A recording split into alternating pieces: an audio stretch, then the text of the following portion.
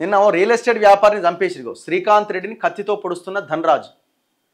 Real estate వ్యాపారి దారుణ హత్య. తెలిసిన వ్యక్తే నడి రోడ్డుపై పొడిచి చంపిన వైనం.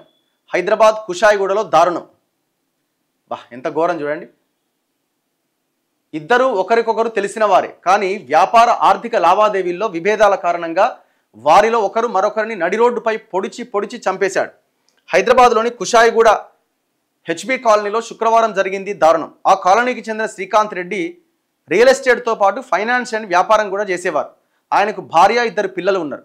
నిత్యం తన వెన్నంటి ఉండే ధనరాజ్ అనే వ్యక్తితో శ్రీకాంత్ రెడ్డికి కొంతకాలంగా విభేదాలున్నాయి. అవి ఒకరిపైన ఒకరు కక్ష పెంచుకునే స్థాయికి చేరుకున్నాయి. ఆ విభేదాలు పరిష్కరించుకునేందుకు ఇద్దరు మంగాపురంలోని శ్రీకాంత్ రెడ్డి కార్యాలయంలో కలుసుకొని మందాగిరట. ఇద్దరు కలిసే తాగిరట. మత్తులో మాటామాటా పెరిగి ఇద్దరి మధ్య బాగా గొడవ జరిగినట్టు సమాచారం. వాగ్వాదం కాస్త కొట్టుకునేదాకా వెళ్ళి ఇద్దరు పెనుగులాడుతూ కార్యాలయంలోంచి బయటకొచ్చారు. ముందస్తు ప్రణాళిక ప్రకారం తనతో తెచ్చుకున్న కత్తిని బయటకు తీసిన ధనరాజ్ దాంతో శ్రీకాంత్ రెడ్డిని విచక్షణారహితంగా పొడిచి తీవ్రంగా గాయపరిచాడు. అడ్డుకోబోయిన ఒక వ్యక్తిని సైతం బెదిరించాడు.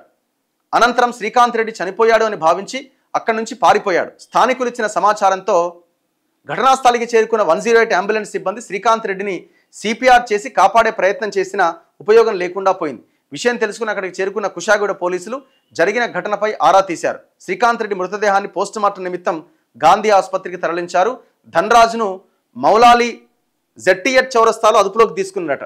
వారిద్దరి మధ్య ఆర్థిక లావాదేవీలే ఈ హత్యకు కారణమని ప్రాథమికంగా గుర్తించారు. షాపింగ్కు వెళ్దామని శ్రీకాంత్ రెడ్డి తన భార్య అపర్ణకు ఫోన్ చేయగా పిల్లలకు పరీక్షలున్నాయని తర్వాత వెళ్దామని ఆమె చెప్పిందట. దీంతో ఆయన తన కార్యాలయంలోనే ఉండిపోయిందట. షాపింగ్కు వెళ్ళి ఉంటే ఇలా హత్యకు గురయ్యేవారు కాదని స్థానికులు చెప్తున్నారట. దారుణం కదా పాపం. 2 పిల్లలు ఉన్నారట, భార్య.